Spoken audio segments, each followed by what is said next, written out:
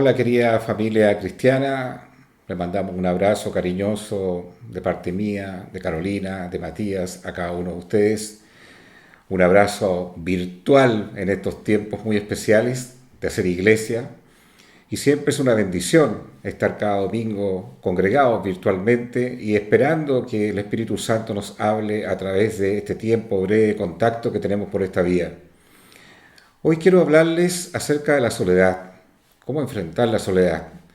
La soledad muchas veces arrastra aspectos muy profundos de nuestra vida indeseados. La soledad tiene compañeras como la angustia, como la tristeza profunda, incluso la depresión. Podemos estar acompañados de mucha gente y sentirnos profundamente solos. Podemos tener espacios de privacidad en el silencio y sentirnos profundamente acompañados por la presencia de Dios. Pero para todos aquellos que han tenido que transitar por el camino de la soledad o están viviendo momentos complejos con relación a la soledad y a sus compañeras, tal como lo dije anteriormente, la angustia, la tristeza profunda, incluso la depresión, quiero que a través de la escritura podamos tener una esperanza de cómo luchar y cómo vencer la soledad en nuestras vidas. La soledad tiene distintas manifestaciones, voy a mencionar algunas de ellas. Perdemos el interés por todo, por todas las áreas en las cuales estábamos muy activos. La soledad también produce aspectos que tienen que ver con el insomnio. A veces no podemos dormir bien. Y en otros casos extremos, incluso solamente queremos dormir durante todo el día. Produce ansiedad que a veces se manifiesta en querer comer y otras veces se manifiesta con el deseo de no comer. También afecta a otras áreas de la vida del ser humano, incluso la vida íntima que tenemos con la pareja, la falta de deseo, huir de la realidad, aislarse, encerrarse en uno mismo. Son cosas que muchas veces ni siquiera nos damos cuenta, pero son actitudes inconscientes y conscientes que empezamos a desarrollar producto de la soledad. ¿Y cómo vencer esto? ¿Cómo encontrar una salida?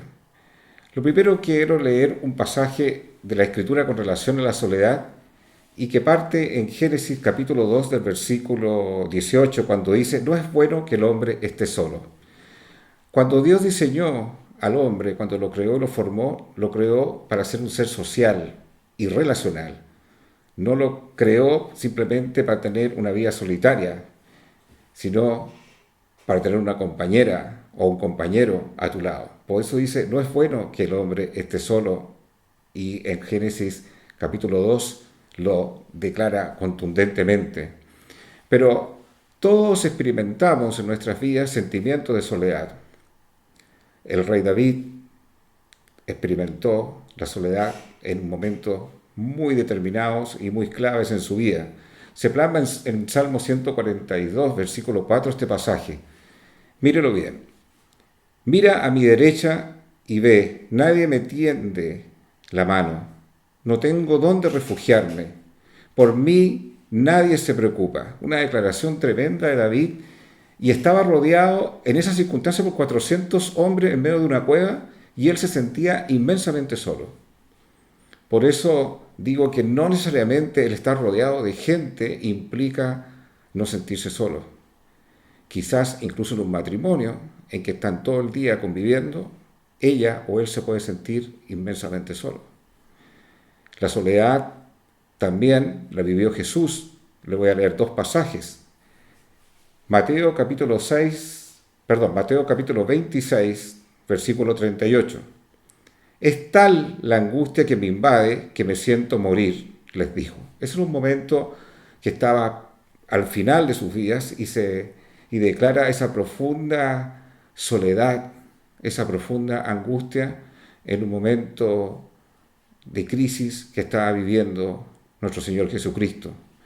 Y también ya en la crucifixión, en Mateo capítulo 27, en el versículo 16, dice así, versículo 46. Como a las 3 de la tarde, Jesús gritó con fuerza, Elí, Elí, lama sabactani, que significa, Dios mío, ¿Por qué me ha desamparado?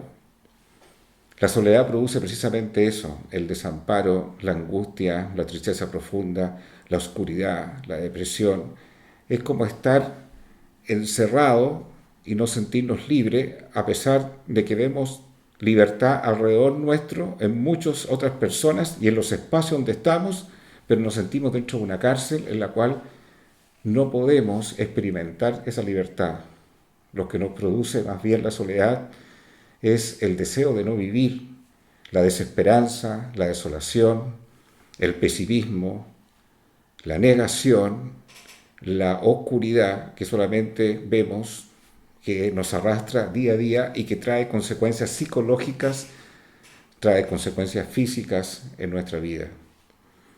Pero hay una salida, como siempre nos da Dios por medio de su palabra. Y aquí quiero entregar algunas de las herramientas que nos pueden servir para superar la soledad.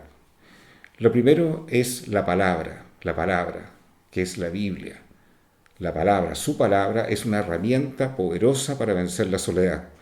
En Juan, capítulo 8, versículo del 31 al 32, dice lo siguiente.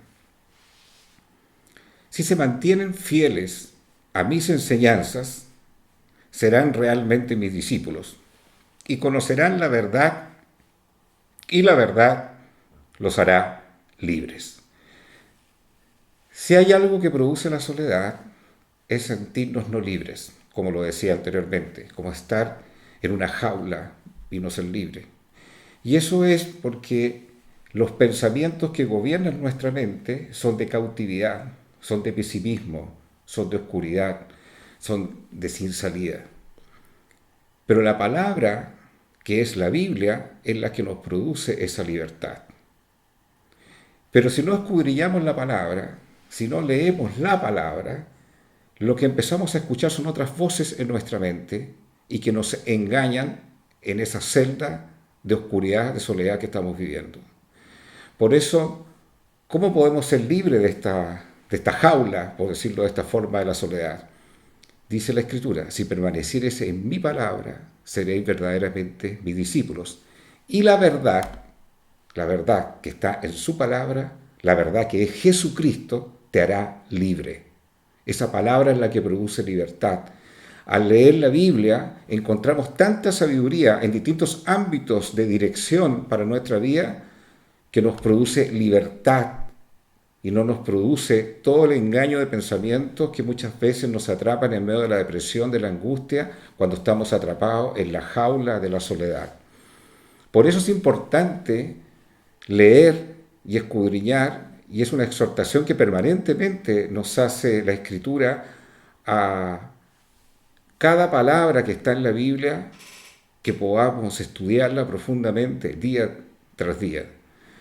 Incluso más, hay un estudio que me llama mucho la atención que acaba de sacar una agencia de encuestas en Estados Unidos, que en la década de los 70, en la década de los 80, 76% de los norteamericanos leían la Biblia a diario. Hoy ese indicador no alcanza a llegar a un 50%. La tecnología, que se supone que la que nos ofrece las mejores herramientas de acceso, hoy podemos sacar por este aparato hasta la Biblia y leerla a diario.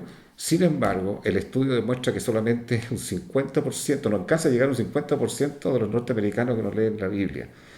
En la década de los 70 o 80, cuando no estaba desarrollada esta tecnología, 76% de las familias norteamericanas leían permanentemente la Biblia.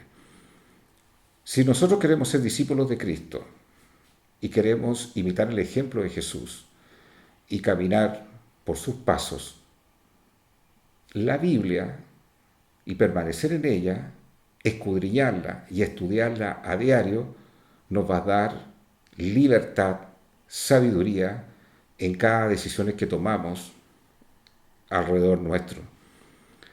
Cuando nos apartamos de la Biblia y empezamos a escuchar otras voces y otras lecturas, la soledad comienza a ser algo como un monstruo en el cual no podemos escaparnos. Pero cuando vemos tanta riqueza en la palabra, cuando vemos tanto poder que tiene la palabra, aún en los momentos de oscuridad, aún en los momentos de angustia, aún en los momentos de ansiedad, y vemos el testimonio de miles de hombres que están plasmados ahí en la Escritura, cómo Dios fue fiel en aquellas circunstancias. Esa palabra nos desafía, esa palabra nos exhorta, esa palabra nos reprende, esa palabra nos redarguye y nos da libertad.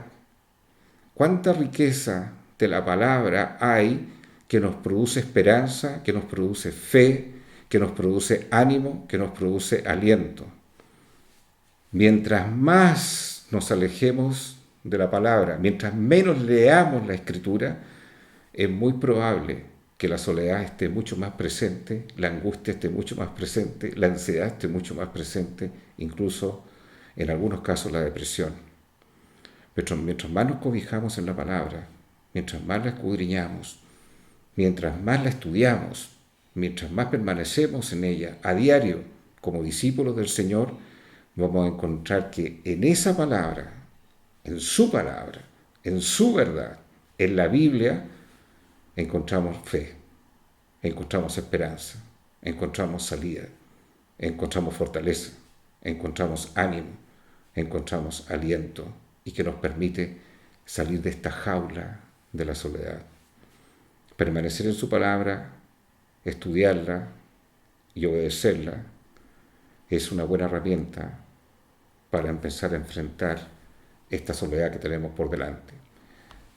¿Cuál otro principio más, otro concepto más, otra herramienta más me gustaría entregarles y que me ha ayudado en mi vida personal cuando he también vivido momentos de soledad? Y es la guerra que se libra en la mente, lo que nos pasa en la mente, ahí donde está el campo de batalla. Me gustaría que leyeran este pasaje que está en 2 Corintios, capítulo 10, versículo 5, que dice así: destruimos argumento y toda altivez que se levanta contra el conocimiento de Dios, y llevamos cautivo todo pensamiento para que se someta a Cristo. Es un pasaje tan maravilloso que nos da una luz respecto a los pensamientos y cómo luchar con los pensamientos en nuestra mente que no son apropiados. La mente no tiene la capacidad de pensar dos cosas a la misma vez. Pareciera que uno lo pudiese hacer en un ejercicio mental, pero la verdad es que a la velocidad uno piensa una cosa y después piensa otra al mismo tiempo, o en segundos, o en fracciones siguientes. Lo que nosotros debemos entender es que todo lo que pasa por nuestra mente tenemos que filtrarlo a la luz de Dios, a la luz de su palabra. Si ese pensamiento nos destruye, nos produce desánimo, nos produce depresión, nos produce angustia, nos produce ansiedad. Y por eso dice este pasaje: llevad cautivo todo pensamiento a la obediencia a Cristo Jesús. ¿Qué significa? Que cuando viene un pensamiento que es destructivo en nuestras vidas, cuando viene un pensamiento que quiere causar angustia en nuestras vidas, cuando viene un pensamiento de temor, cuando viene un pensamiento incluso de deseo de la muerte, y en todas sus manifestaciones, y otras más que podría dar una lista completa acá, nosotros tenemos que desechar ese pensamiento y centrar nuestra mente en lo que dice su palabra. Permítame darle un siguiente ejercicio. Si tú estás viviendo un momento de temor, cualquiera sea la circunstancia que estés viviendo ahora, momento de temor, de mucho miedo, tenemos dos posibilidades: que ese pensamiento tome un espacio y un lugar en nuestra mente y que ese temor se transforme en una angustia, esa angustia arrastre una depresión y esa depresión incluso se manifieste en todas aquellas cosas que dije anteriormente al comienzo de este mensaje. Algunos se encierran, otros se aíslan y caemos en una oscuridad que muchas veces no somos capaces de salir. La otra opción, el otro camino, es reprender ese pensamiento y decir: no, si Dios es con nosotros, ¿quién contra nosotros? Es un pasaje que sale en la Escritura. Si Dios es con nosotros, ¿quién contra nosotros? Y declaramos eso una y otra vez. Eso produce fe. Y esa fe produce esperanza. Y esa esperanza produce luz. Y esa luz produce ánimo. Y ese ánimo produce aliento. Y podemos tener victoria. Es importante filtrar los pensamientos que ocurren a diario en nuestras vidas. Lo que estás pensando produce muerte. Lo que estás pensando produce soledad. Lo que estás pensando produce angustia. Lo que estás pensando produce temor. Desecha esos pensamientos y ocupa tu mente con la palabra de Dios, la palabra que te infunde fe, la palabra que te infunde aliento, la palabra que te infunde victoria, la palabra que te infunde esperanza, la palabra que te infunde consuelo. No des lugar, ni demos lugar en nuestra mente, en estos tiempos, a la oscuridad, al pesimismo. Más bien, en medio de esta oscuridad, en medio de esta angustia y los escenarios inciertos que estamos viviendo, podemos decir, si Dios es con nosotros, ¿quién contra nosotros? Podemos declarar ese famoso versículo de la Escritura, Dios es nuestro amparo y nuestra fortaleza, que nos sustenta en los momentos del dolor y en los momentos de la angustia. ¿Qué otra herramienta también les puedo transmitir que es importante para cómo luchar, cómo vencer la soledad? Es algo que está maravillosamente en la Escritura y lo dice así en Juan capítulo 14, del versículo del 15 al 16. Si ustedes me aman, obedecerán mis mandamientos. Y yo le pediré al Padre y Él les dará otro consolador para que los acompañe siempre. Este pasaje tan maravilloso de la Escritura, cuando Jesús dice que Él nos va a dar el consolador, se refería al Espíritu Santo. La palabra en el griego es paracletos y la traducción literal significa un amigo que está al lado. El Espíritu Santo es nuestro mejor amigo en los momentos de soledad, en los momentos de desesperación, en los momentos de angustia. Él nos ha provisto de la persona del Espíritu Santo. Si tú no conoces al Espíritu Santo, yo te quiero hacer la invitación hoy a que puedas descubrirlo. Es una persona, el Espíritu Santo es una persona. ¿Es una persona que habla? Sí, es una persona que habla. ¿Es una persona que escucha? Sí, es una persona que escucha. ¿Es una persona que se entristece? Sí, se entristece cuando nosotros pecamos. ¿Es una persona que nos direcciona? Es una persona que nos direcciona. ¿Es una persona que nos ayuda a tener fuerza y poder en el momento de la debilidad? Absolutamente. El Espíritu Santo es poder, poder para muchas cosas, poder para predicar el Evangelio a aquellos que no le conocen, porque no son tus palabras humanas las que convencen de pecado, sino son las palabras que fluyen por medio de la acción del Espíritu Santo en ti y que tocan la vida de las personas que no conocen a Cristo. El Espíritu Santo es quien nos ayuda a vencer las áreas débiles de nuestras vidas. El Espíritu Santo además nos guía con su sabiduría a tomar buenas decisiones. El Espíritu Santo nos guía para no meternos en áreas en las cuales verdaderamente corremos peligro. Pero el Espíritu Santo también es un compañero que está al lado para consolarnos en los momentos de la soledad, en los momentos de la angustia y el dolor y el sufrimiento y la desesperanza. Conozco muchos cristianos que transitan por la iglesia todos los domingos y pueden tener muchas actividades, pero no conocen al Espíritu Santo. Nunca han tenido una experiencia con el Espíritu Santo. Nunca han podido experimentar el poder del Espíritu Santo. Lo conocen de referencia, lo conocen porque lo han leído en la Escritura, pero no han tenido una relación con esta persona llamada Espíritu Santo. El Pedro, que negó a Jesús 3 veces, después de recibir el poder del Espíritu Santo, en el día de Pentecostés, en Hechos capítulo 2, se levanta con una gran predicación y se convierte en 4.000 personas.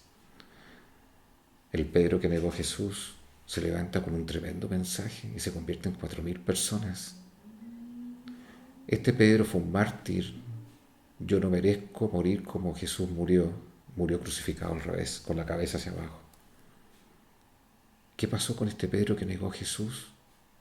Al Pedro que fue un mártir y que predicó el Evangelio y se convirtieron 4.000 personas. La diferencia y el cambio fue el poder del Espíritu Santo en su vida. Si no conoces al Espíritu Santo, no conoces a este Paracletos, a este gran consolador que te acompaña en los momentos del sufrimiento, en los momentos de angustia, en los momentos de soledad. Permítame darle un testimonio personal de mi vida antes de tener la experiencia de conocer al Espíritu Santo. Llevaba 2 años convertido, yo me convertí a los 16 años, esto fue más o menos los 18 años, pero los primeros 2 años de iglesia yo no me podía relacionar por una timidez con la gente. Cuando estaba en los cultos y venía todo ese tema, el tema de la alabanza, de la adoración, en ese espacio, yo no podía estar, me iba al baño en ese momento de la iglesia donde participaba y esperaba que se terminara ese momento de la alabanza y entraba a la reunión para escuchar la palabra, porque me gustaba escuchar la palabra. Me costaba mucho relacionarme socialmente porque tenía mucha timidez. Y así estuve 2 años en una iglesia, sin conocer al Espíritu Santo. Hasta que en una reunión especial, no me acuerdo particularmente en qué año fue, pero puede haber sido perfectamente el año 82, porque yo me convertí el año 80, vinieron unos misioneros norteamericanos a ministrar a la iglesia y hablaron del Espíritu Santo y oraron por nosotros. Cuando pusieron la mano sobre mi cabeza y yo experimenté lo que era recibir el poder del Espíritu Santo, un calor indescriptible que rodeó todo mi ser, todas mis emociones, y cuando viví esa experiencia yo me acuerdo que abrazaba a estos norteamericanos que medían casi 1,90 m, imagínense, y los levantaba con un gozo indescriptible. El Espíritu Santo vino y me abrazó, me consoló, me sanó de mucho dolor del pasado. Y, y hoy puedo animarte a ti de que si no conoces al Espíritu Santo, y lo conoces de referencia, pero no has tenido una experiencia con Él, una experiencia de ese impacto que ocurrió en la vida de Pedro y que es transformador en muchas áreas de nuestras vidas, te invito a que tengas una intimidad con Él y puedas pedirle a Dios que seas lleno, lleno, lleno y llena del poder del Espíritu Santo, porque es el mejor consolador, el mejor compañero para los momentos de la soledad. Hay otro aspecto más que quiero mencionar respecto a cómo enfrentar la soledad y que no fuimos diseñados para estar solos, como lo dije anteriormente, cuando Dios nos creó, no es bueno que el hombre esté solo. Le haría una ayuda idónea que fue la mujer. La iglesia como cuerpo nos permite enfrentar la soledad. La iglesia como cuerpo, no me refiero a la iglesia, el templo. La iglesia son las personas, los redimidos por la sangre de Jesús, todo aquel que ha tomado la decisión de querer ser una mujer cristiana, un joven cristiano, de querer ser un discípulo de Cristo y permanecer en su palabra y obedecer su palabra. Eso es la iglesia. La iglesia es la comunidad de discípulos, de la cual Cristo es la cabeza de esa iglesia. Jesús es la cabeza de la iglesia, no un pastor la cabeza de la iglesia. Jesús es la cabeza de la iglesia. Y nosotros somos miembros, y cada miembro tiene una función, un rol dentro de ese cuerpo. Y les quiero mencionar una lista de pasajes de cómo nos desafía a cada uno de nosotros en nuestro rol dentro del cuerpo de Cristo. Y cuando somos activos en ese rol, no hay espacio tampoco para la soledad, porque el cuerpo de Cristo nos cobija, el cuerpo de Cristo nos protege, el cuerpo de Cristo en los momentos de angustia nos fortalece, El cuerpo de Cristo nos levanta, también el cuerpo de Cristo nos exhorta, también el cuerpo de Cristo nos reprende, también el cuerpo de Cristo nos direcciona, el cuerpo de Cristo también nos consuela. La Biblia nos da mucha luz en este aspecto y voy a leer cada uno de estos versículos como una luz del desafío que tenemos todos nosotros si queremos ser discípulos de Cristo, si queremos ser miembros del cuerpo de Cristo, no solamente creyentes, sino que discípulos. Jesús no solamente quiere ser el Salvador que te limpia tus pecados, Jesús quiere ser el Señor. El Señor. Si Jesucristo es el Señor, significa que Jesucristo es quien gobierna. Cuando yo digo que Jesucristo es el Señor de mi vida, es porque Cristo es quien gobierna. Por eso cuando hablaba anteriormente de los pensamientos, de filtrar los pensamientos, es colocar el gobierno de Dios en nuestra mente y reprender toda acción del enemigo que se quiere infiltrar con malos pensamientos, con pensamientos de angustia, de opresión y de temor. Cuando hablaba del Espíritu Santo que recibir poder, es poder también para reprender el mundo espiritual de las tinieblas. No hay peor cosa, querido hermano, querida hermana, que ignorar que el diablo existe y que los demonios no existen. Porque eso es una trampa, los demonios sí existen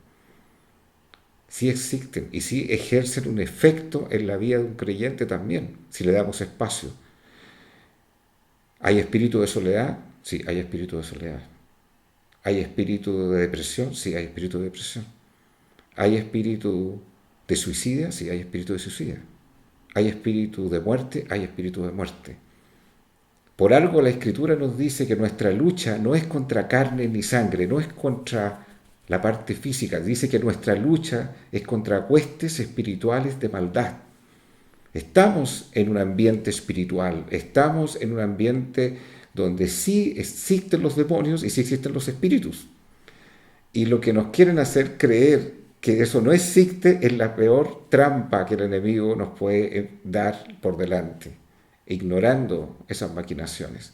Lo que tenemos que hacer es creer que mediante la acción del poder del Espíritu Santo tenemos que reprender cualquier acción del enemigo sobre nuestra mente que nos quiera oprimir.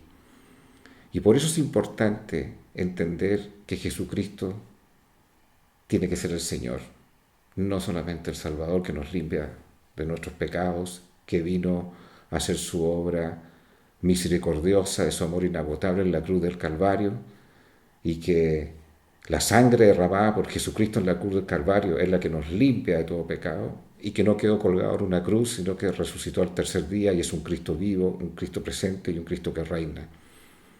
Pero también Jesucristo quiere ser el Señor de tu vida. Y para que sea el Señor de tu vida y de mi vida, hay algo que tenemos que renunciar. Renunciar al gobierno de nuestras vidas, porque el gobierno le pertenece a Él. Cuando una persona entrega el gobierno de su vida a Jesús, es porque toma una decisión. Yo no quiero hacer mi propia voluntad en todas las áreas de mi vida. Señor, quiero hacer tu voluntad. Y el hacer tu voluntad significa que estoy colocando el señorío de Cristo en mi vida. Y al colocar el señorío de Cristo en mi vida, viene también el poder del Espíritu Santo para enfrentar cualquier amenaza de angustia, de soledad, de depresión que nos pueda rodear. Y ahí somos insertados en el cuerpo de Cristo, de la cual Jesús es la cabeza. Y en ese cuerpo tenemos roles que nos demanda la Escritura. Les voy a mencionar la lista de roles que cada uno de nosotros somos desafiados.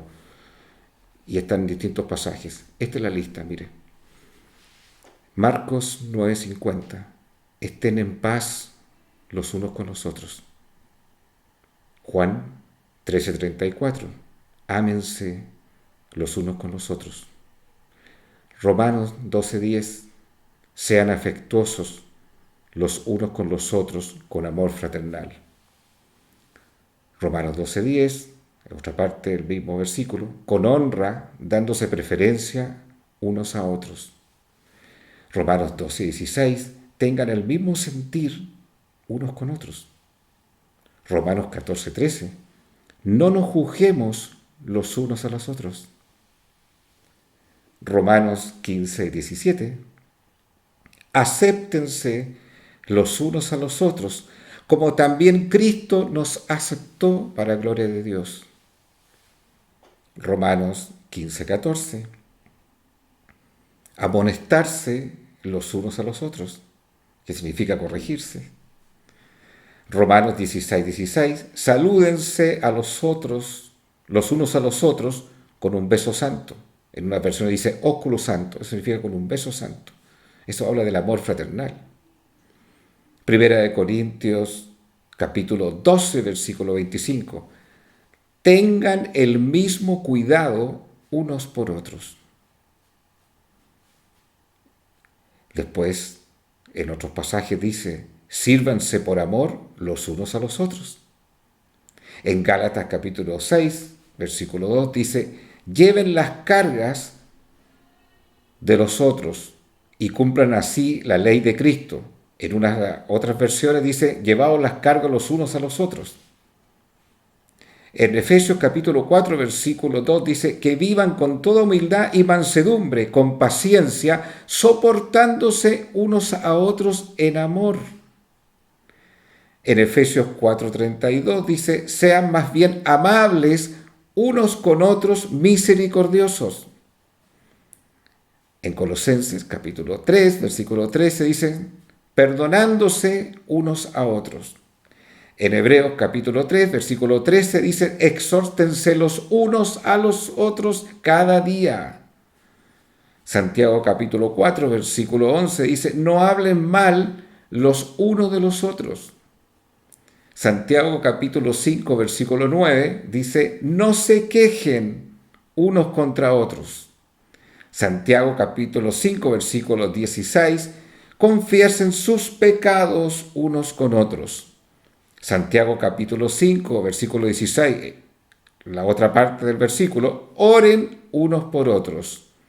Primera de Pedro capítulo 4, versículo 9, sean hospitalarios los unos para con los otros sin murmuraciones.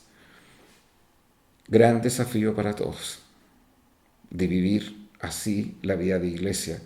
Cuando la vida de iglesia se vive así, es un gran acompañamiento para enfrentar la soledad. Y también implica no solamente orar los unos por los otros, que tenemos que hacerlo, amar los unos por los otros, que también debemos hacerlo, pero también implica exhortándonos los unos por los otros, corrigiéndonos, direccionándonos, y toda la riqueza que hay en estos pasajes. Quiero terminar finalmente con un pasaje que también nos hace como una reflexión en este tema. Hay una diferencia entre la soledad y la privacidad. Hay una diferencia entre la soledad y la privacidad. Jesús buscó apartarse para tener comunión con el Padre. Esto está en Lucas capítulo 5, del versículo del 15 al 16, que dice así. Sin embargo, la fama de Jesús se extendía cada vez más, de modo que acudían a él multitudes para oírlo y para que lo sanara de sus enfermedades. Él, por su parte, salía a retirarse a lugares solitarios para orar. La oración es la mejor cobertura para reprender la soledad. La oración es la mejor protección para todo lo que son las acechanzas del enemigo a los pensamientos que nos producen angustia, ansiedad, soledad, tristeza, depresión. Y no solamente la oración, quiero además mencionar la alabanza a través de un pasaje extraordinario en la Escritura que dice así.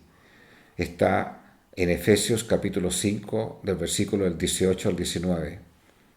No se emborrachen con vino, porque eso les arruinará la vida. Es increíble cómo hay personas que cuando están viviendo momentos de soledad, de depresión, se refugian en otras cosas. Algunos, como lo dice aquí, en el alcohol. A veces otros se refugian en otro tipo de adicciones como una manera de escapar y tratar de buscar esa paz que le produzca una tranquilidad en medio de esa jaula llamada la soledad. Dice el pasaje, en cambio, sean llenos del Espíritu Santo, sean llenos del Espíritu Santo. Por eso la importancia de que tú puedas conocer profundamente la persona del Espíritu Santo, tener la experiencia gloriosa de vivir bajo la acción del poder del Espíritu Santo. ¿Y cómo se puede ser lleno del Espíritu Santo? Cantando salmos e himnos y canciones espirituales entre ustedes. No habla de cualquier canción, no habla de cualquier cumbia o cualquier bambo o cualquier que usted se pueda imaginar. Habla de un tipo de canciones que producen paz. Y hay canciones que no producen paz. Hay canciones que producen otras cosas emocionalmente y alteran el estado del alma transitoriamente. Pero lo único que produce una paz profunda y que produce además a través de esos himnos, a través de esas canciones, una consolación y una ministración desde el cielo a nuestras mentes y a nuestras emociones y a nuestro corazón y a nuestras almas, es como lo dice ahí, cantando salmos e himnos y canciones espirituales entre ustedes. Y mire lo magistral que dice al final, y haciendo música al Señor en el corazón. Dos discípulos de Jesús, encerrados en una cárcel, injustamente por predicar el reino de Dios, en un cepo, en la soledad, y que fueron encarcelados por predicar el Evangelio. ¿Saben lo que hacen? Se ponen a cantar en medio de esa celda. Y en medio de esa celda empieza a ocurrir un terremoto. Y los cepos son soltados y ellos quedan libres.